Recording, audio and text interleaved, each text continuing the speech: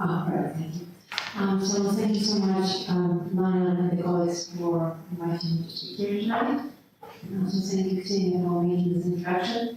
As Christine mentioned, the magazine, the Russian English version of the magazine, available somewhere around the bar. Right, okay, so you can see it now. And you're welcome to take one copy with you. Yes, it's also available freely online. Yeah, you can read it online as well. So as I mentioned, actually less than a week ago, I came from Egypt, Sharm el Sheikh, where another session of the United Nations climate negotiations took place, the so-called COP27, which is the UN Climate Conference 27. And I'll probably start with that because that's the most recent and very important global climate event. And I'll say very briefly what the conference was about and also how the war in Ukraine and its climate consequences were spoken of and represented in the conference. And then I'll also speak about what's actually happening within Ukrainian and Russian climate agenda.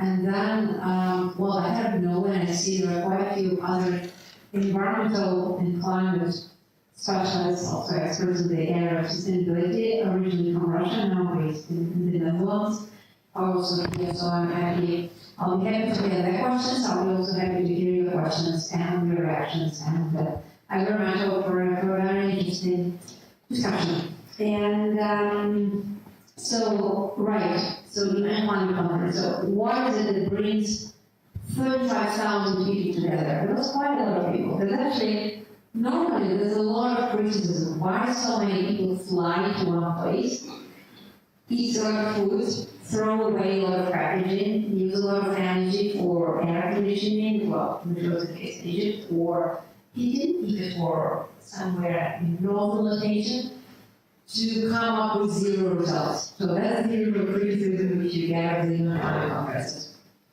And such a conference takes place usually once every year, normally around November, December. That's the largest climate event of the year.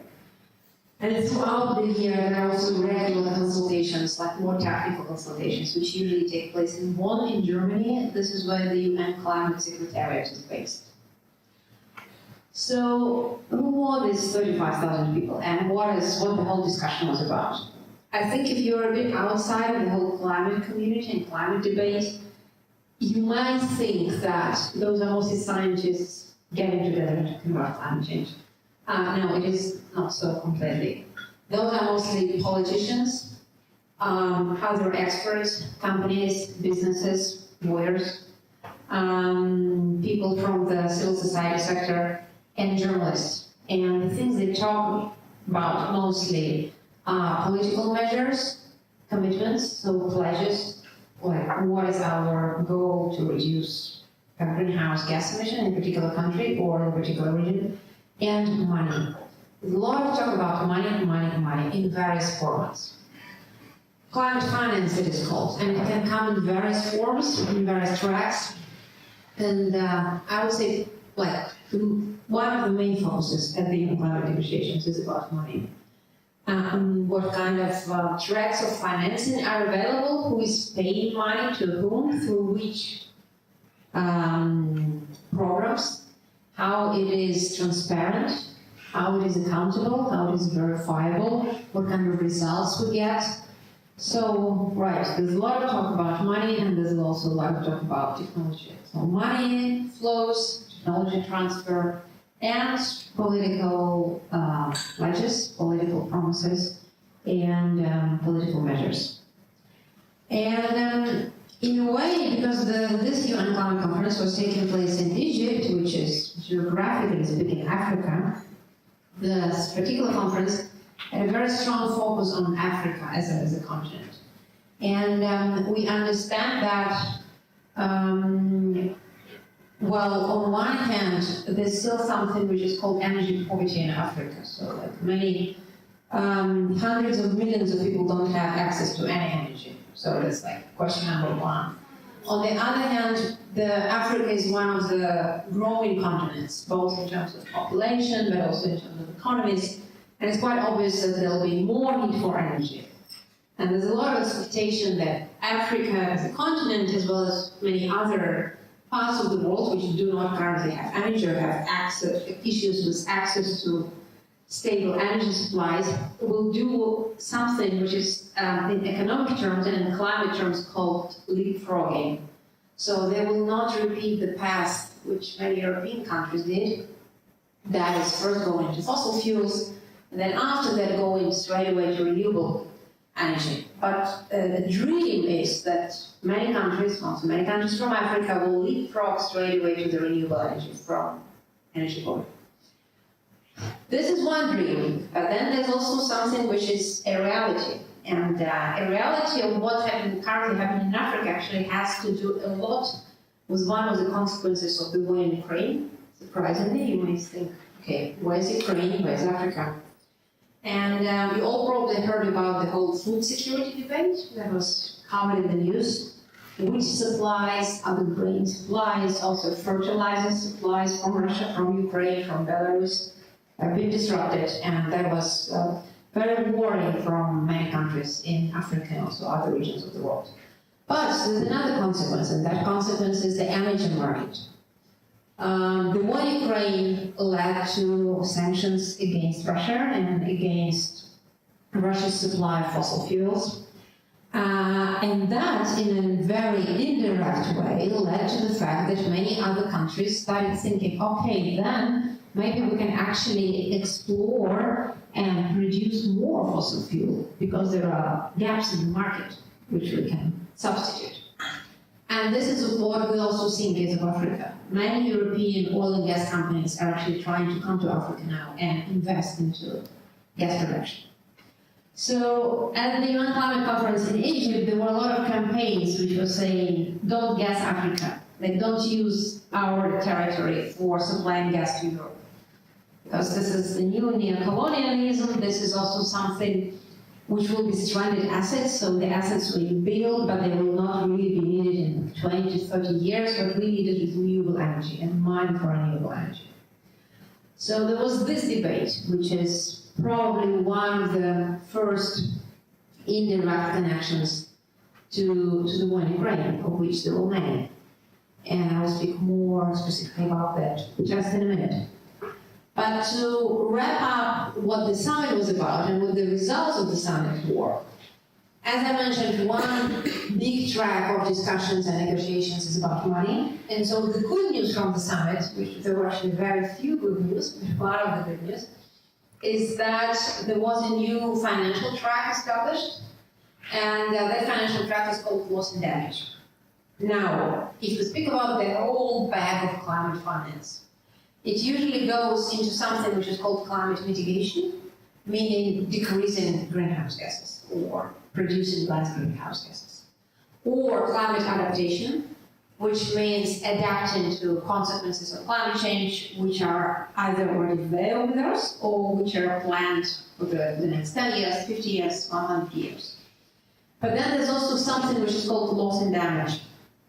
And that means we have to acknowledge, and this is a very sad truth, that we will lose something forever because of climate change. There can be coral reefs, there can be islands, there can be ecosystems. Some forests can burn and they will not grow again.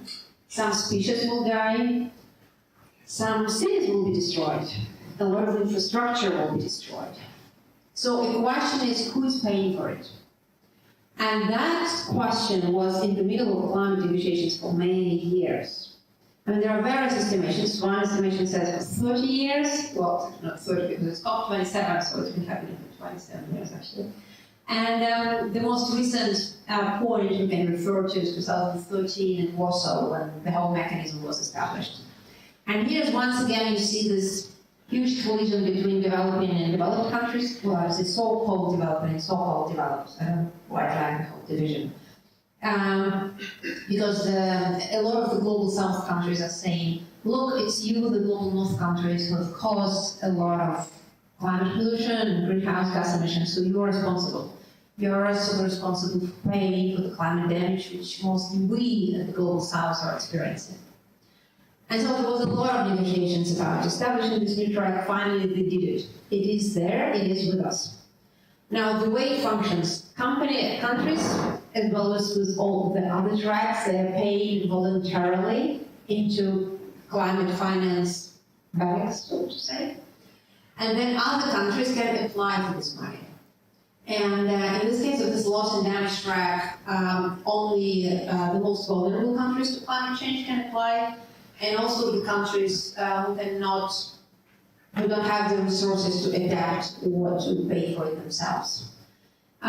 Since we're in the Netherlands, there's a very popular example which often comes up in the climate negotiations. Netherlands is also very vulnerable to climate change, as you know, especially if you think about how low the land here is in comparison to the sea level. But then, throughout centuries, Netherlands have got a lot of expertise and knowledge how to protect its communities, its economy, its infrastructure from the floods and from the increasing sea level. If you look at a country like Bangladesh, which I think would be surprising to many visitors coming from Russia, whenever I mention this fact, there's usually a lot of amusement. Bangladesh population is actually larger than Russia. If you take a look at the map, it's a very small country, but 160 million people live there. So Bangladesh also has 1/3 of its area below the sea level, and various negative consequences because of the rising sea level, from floods to salination of fresh water and salination of soils, which has a long-running effect. Once again, the ability of Bangladesh to adapt to climate change and to withstand climate change is much lower than the ability of the Netherlands. And that's an example which is very often mentioned at the climate level. So we have this track and we have this opportunity, and hopefully it will help some countries, and it will help the most poor countries and most vulnerable countries. So that was the main achievement, and it was actually, I would say, probably was one of the very few achievements. Now, what is it that the summit didn't reach? There's usually a lot of expectation that whenever countries get together, they will raise up their climate ambition. They will raise up their climate pledges, saying we will cut our emissions much more than we promised before. Now, that didn't happen, unfortunately. And just to give you a very, once again, brief picture, as you might know, the global agreement which we have now is the Paris Climate Agreement, and in the Paris Climate Agreement, it is said that all countries are trying their best to keep the global rise in the temperature within 2 degrees Celsius and aiming for 1.5 degrees Celsius. Rise since the beginning of the industrial era, which is the late 18th century, to now and later. Now, where are we now? We are already now around plus 1.1 degrees Celsius. And if we take up all climate commitments of all the countries in the last few years, and also now, we're probably moving somewhere around plus 2.73 degrees. Now, if there were no climate negotiations and also 35,000 people didn't come to Sharm el-Sheikh, and we're not talking for 2 weeks, the world would probably be on track between 4 and 5 degrees. So that would be the business as usual track. So unfortunately, and we see it year after year, the whole process, the way it's structured now, it does not really motivate countries to come up with more ambitious climate targets and say we're willing and we're able to reduce even more. And this is something which makes a lot of people puzzled and a lot of people sad. But this is where we are at the moment. Now, going slowly into the main topic of our discussion, and that is the influence of the war in Ukraine and all of this. The question which I get asked a lot is how the war in Ukraine was represented and spoken about at the UN Climate Summit. It was present. It was not officially part of the agenda because the UN is trying to remain neutral no matter what other wars or military conflicts are out there, and this is also a space where both, say, Russia and Ukraine, Armenia and Azerbaijan, Israel and Palestine, and many other countries, they just get together and speak to each other. And so this is why it's very important for the event to keep it neutral. But even though it was not part of the official agenda, it was still something which I would say was almost like an elephant in the room. Everyone was directly or indirectly speaking about it, and mentioning it, and also saying the way the war has influence on climate agenda, on energy agenda, on food agenda. So, as I already said, both delegations of Russia and Ukraine were present. Ukraine actually had a very special pavilion, where every day had a few events and was talking a lot about environmental consequences of the war, climate consequences of the war. The Russian many studies presented, also the ones which estimated extra greenhouse gas emissions because of the war. And in these studies, what is usually calculated is the amount of greenhouse gas emissions because of the weapons and all of the arms which are being used in military action, including transportation. Also, all the emissions resulting from destruction of urban infrastructure, urban and military infrastructure, civil and military infrastructure. Also, all the emissions because of the burning forests. And many forests have burned in Ukraine since the beginning of the war. Also, all the emissions because people had to move, and millions of people had to move within the country or out of country. And finally, also all the emissions which will be needed to restore Ukraine and to rebuild the cities again. We understand it's difficult to speak about that now because the war is still going. Actually, as we see it here, the war is still going on. So many of these emissions were still estimations, but it was still presented. And Ukraine spoke a lot about it. So this is once again something which can be called the direct consequence of the war. Direct, immediate, also something visible. And actually in the magazine which I already spoke about, we have a very, I think, good and very well-researched article by an Ukrainian environmentalist, Alexei Veseluk, who's actually been monitoring land pollution, water pollution, air pollution, destruction of ecosystems because of the war. And he and his fellow colleagues have been monitoring and making maps and also analyzing satellite imagery in trying to trace the immediate consequences of the war, just in Ukraine, on the land, in water, in the forest, in the steppes.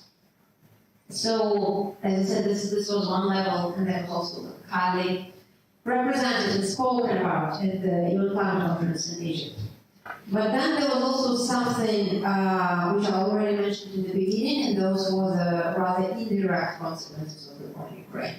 And that is changing importance of the climate agenda, changing energy market, which is now in big turmoil, and long-standing effects on other sectors, including food sector or metal sector, many other sectors. Now, if you speak about climate agenda, the war in Ukraine influenced in a number of ways. One of that was that many countries and media also as well started paying somewhat less attention to the climate change and climate crisis because so much attention is being given to the war in Ukraine now. Then the second consequence is that a lot of money is now being redistributed to weapons in one way or another.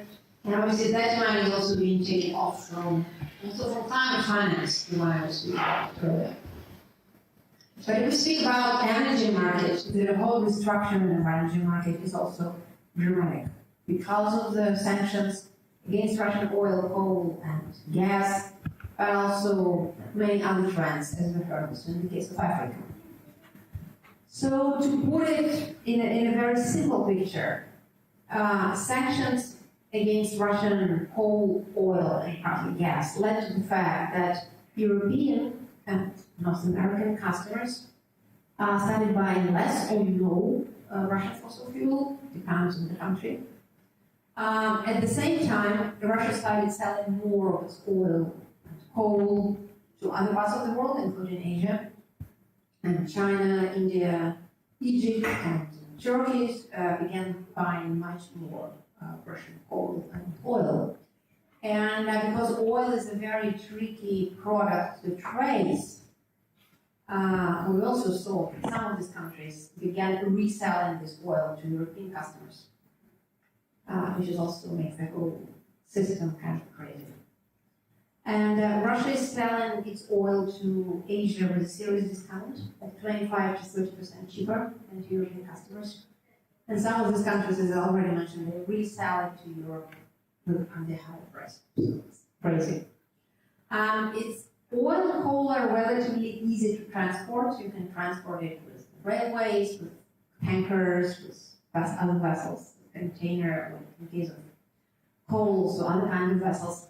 Gas is a bit of more of a complicated story. So for natural gas, you need a lot of infrastructure, either pipelines, and you know what happened with Nord Stream 1 and Nord Stream 2, or you also need LNG terminals, so liquefied natural gas infrastructure.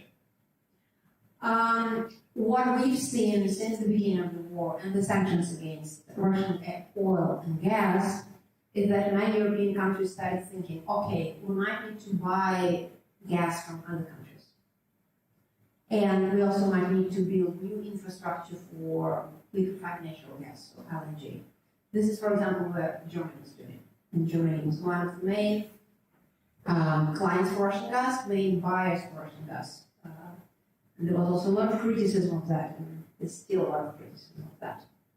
So, in a way, what we see the changing character of the energy market is that we, the environmentalists, people who are very much worried about climate change, we thought, okay, so the war in Ukraine shows us how bad and corrupt current global energy system is.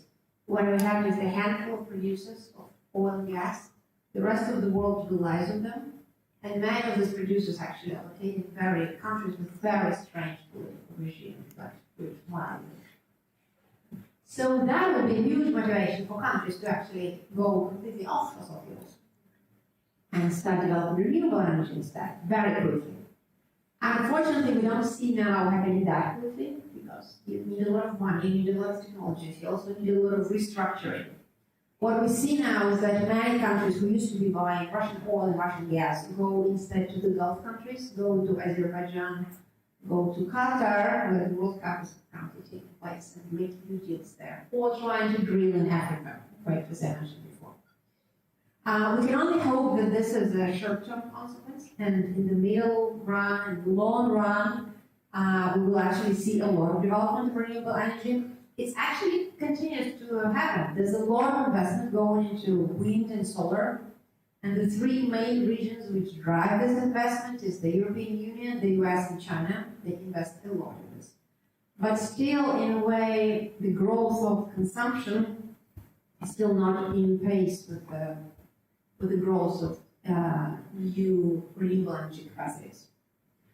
Now, you may ask me, there's so many good stories in the European Union about development of renewable energy. So why is there still a problem with Russian gas? It's a very good question. And the answer would be that various kinds of fossil fuels are being used for various kinds of purposes. So oil is mainly used for vehicles, for transportation, cars. And as long as people buy new cars which drive on gasoline, we will need oil, and we'll need a lot of oil. So the way out of oil is mainly the transportation sector, urban mobility, less private cars, more bicycles, more pedestrian infrastructure, possibly some electrical cars, but they are also not an ideal solution. Coal and natural gas are mainly used for other purposes, and that is energy generation. And energy can come in the form of electricity, or it can come in the form of heating. And with electricity production, a few European Union countries did really well in terms of renewable energy. On certain days, countries like Germany or Spain, I don't have all the data about the Netherlands, but I know the case in Germany and Spain cover 100% of the electricity need by renewable energy. The remaining issue is the heating for northern countries.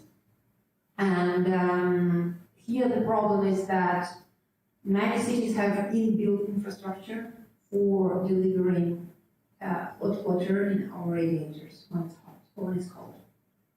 And to restructure the whole system takes a lot of time and a lot of money. And especially if it's a cold city, and especially if it's a city where 3 to 5 million people live, it's a huge task. So now there's a lot of thought about what do we do with our heating system for cold cities and cold regions of the world, so that we go off gas. The technological solutions at the moment are once again either solar or the so-called heat pumps. For example, Sweden, Stockholm produces quite a lot of its heating from heat pumps. But heat pumps is still something rather costly, not what every city can allow to have. But I think once again, trying to put it into a more global perspective, I would also say that basically heating is something which concerns only a small proportion of people on this planet. Many people on this planet do not need heating. They need conditioning. The place I just come from, back from Egypt, is a good example of that. Another tricky sector where you still need a lot of gas in Europe, and the whole debate about gas, is the industry. Production of steel, production of cement, and production of many other materials which we have in our daily life around us, which we use a lot. If you just think about all the metals which are out here in this room. And a lot of it has been produced, if it has been produced in Europe, with gas. Now, the historic trend is that a lot of metals and also other crucial materials, including construction materials like cement, have been produced with coal before. We all remember the so-called Martinsky pechi, Martin stoves, right? How do I translate it correctly? And now, in many countries which went the way of environmental transformation, they came to the gas-powered stoves. The future is hydrogen. The future is hydrogen and possibly green hydrogen, hydrogen which is produced from renewable energy. And a number of steel producers are experimenting with it, but still, they're still not there. They're still not completely there. So gas is highly needed for production of metals. And that leads me also to another sector which we have not really spoken about. So we've spoken about climate agenda in general, we've spoken about energy sector being restructured. Now there's also the whole metal sector. There are many kinds of metals out there in the world. And there are many kinds of metals that we use in our daily life, from steel and aluminum to some rare metals and rare earth metals, which are crucial for energy transition. And the ones which are used in our mobile phones, the ones which are used in windmills to produce wind energy, the ones which are used in electric cars. And here, once again, Ukraine halting production of quite a lot of metals, and Russian companies having sanctions against them, also reshaping the whole metal sector. From traditional metals, from like basic metals, including aluminum and steel is not a metal, but like a metal product, to metals like nickel or copper, which are also highly needed, or lithium, which are highly needed in the new economy. And at the UN Climate Conference, there was also a lot of talk about that. How many metals we need, where they're coming from, what is their track of record, and also can we actually bring down our consumption of metals.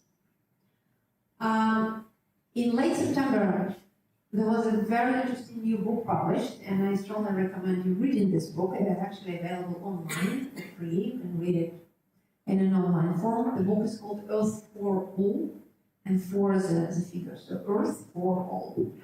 It's a book which was written and published by a number of research institutions, including the Club of Rome. You remember they made the very first prognosis about the so-called limits of growth. How many people can have on Earth, how many resources we can consume. That was all back in 1972. So now there's a new book out Club of Rome, Stockholm Resilience Institute, Potsdam Institute for Climate Studies, all got together and wrote this book, about 400 pages, about where we are now. What's happening with the planet, what's happening with ecosystems, have we lost some ecosystems forever? Are we using too many chemical pollutants? How much water do we have? Will there be enough water for 8 billion people? We have 8 billion people on the planet now. What about consumption of primary materials? This is a very interesting topic, and this is also something which is connected to the metal debate I was talking about. They give this very interesting data that global consumption of metals in the last 30 years have doubled. So now we use 2 times as many various metals as before. And the question now is how to use less of new metals and also materials including cement and other construction materials, and how to reuse the ones we already have, how to extract them from the objects which we don't use anymore and put them back into production cycle.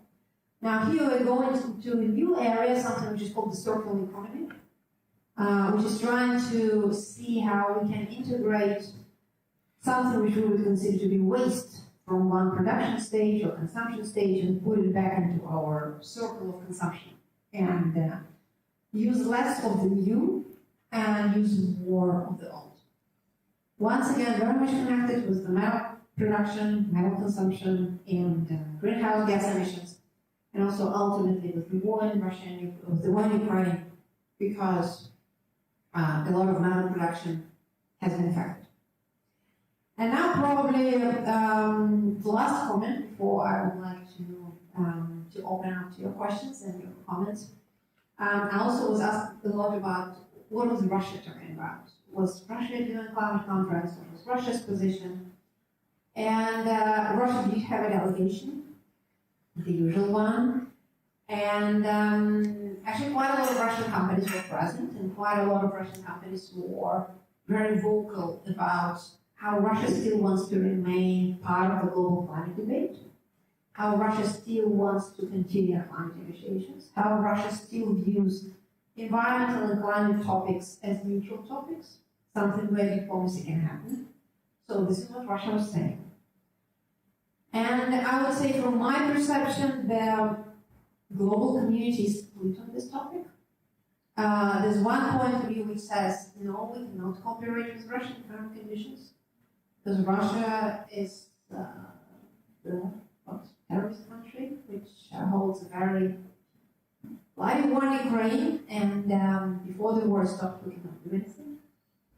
But then there's also another opinion which says, no, global concerns are more important than the wars, and global concerns are more important than military conflicts. We all have to cooperate, and Russia is the largest country on earth in terms of the territory. And even if we can introduce sanctions against Russian economy, we cannot close Russia to the rest of the world. The forests will still be burning, Arctic will be melting, permafrost will be melting. We need to be getting data out of it. Now there's a lot of issues with international scientists not getting enough data about ecosystems in Russia, and Russian scientists not getting access to international databases. Like also the scientific cooperation has been influenced a lot by the direct sanctions or self-sanctions of many research institutions. And likewise, we cannot just close Russia. There should be some kind of climate cooperation. But I believe the answer is what kind of climate cooperation can there be, also with which actors? Is it the government? Are these independent scientists? Some companies? Civil society activists? Who could be the actors? That's still a very open question. That was I would say, still not clear. And if you speak about Russian companies and Russian businesses which were present at the UN Climate Conference, Rosatom, the state nuclear company, was very active. Well, in fact, Russia for years has been trying to push an idea that nuclear energy is a climate solution.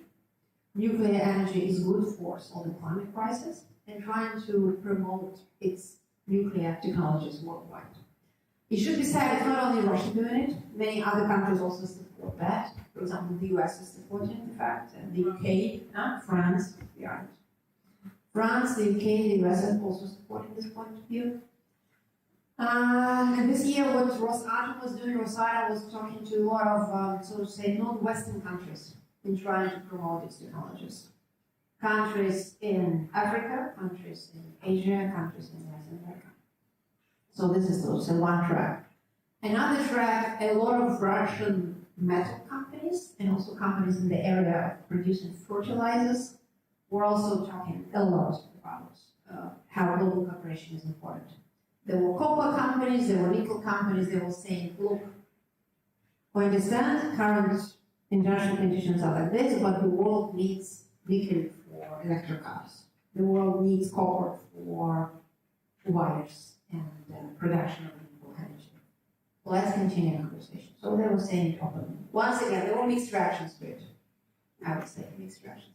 There were actually quite a number of protests that the activists did at the conference. For example, when Russia was holding its official side event, a group of Ukrainian activists stood up and made an action saying that Russia is actually killing people in Ukraine and is just making false climate claims, while in fact there's a lot of extra greenhouse gas emissions appearing because of the war. And likewise, there were many similar actions, and Russia was condemned by many activists. But still, especially at the UN level, you can also see the world is not united on that point.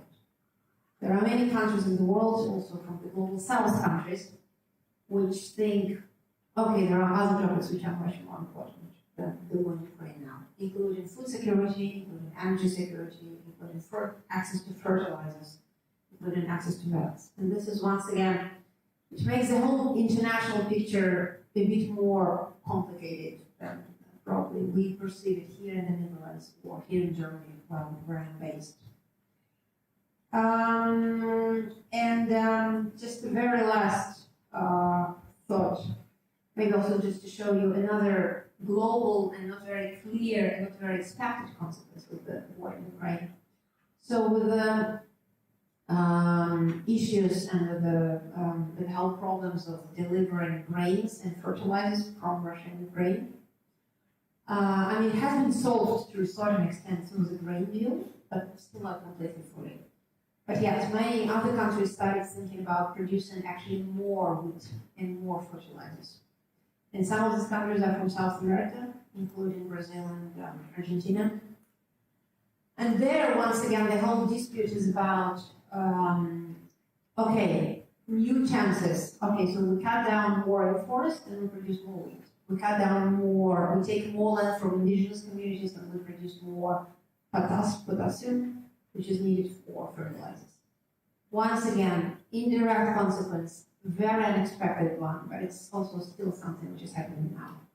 So in a way, it was good to see the newly elected president of Brazil, Lula, who came to COP and who said, look, we're gonna secure Amazon is with us, we're gonna secure that we do not violate that many rights of indigenous communities in Brazil. We'll try to do something, at least.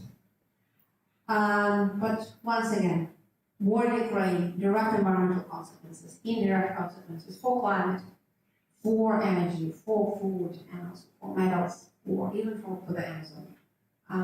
This is possibly shows how global and interconnected the world is, even after the pandemic, even with the war in Ukraine taking place, and also makes us think a lot. Well, at least it made me think a lot.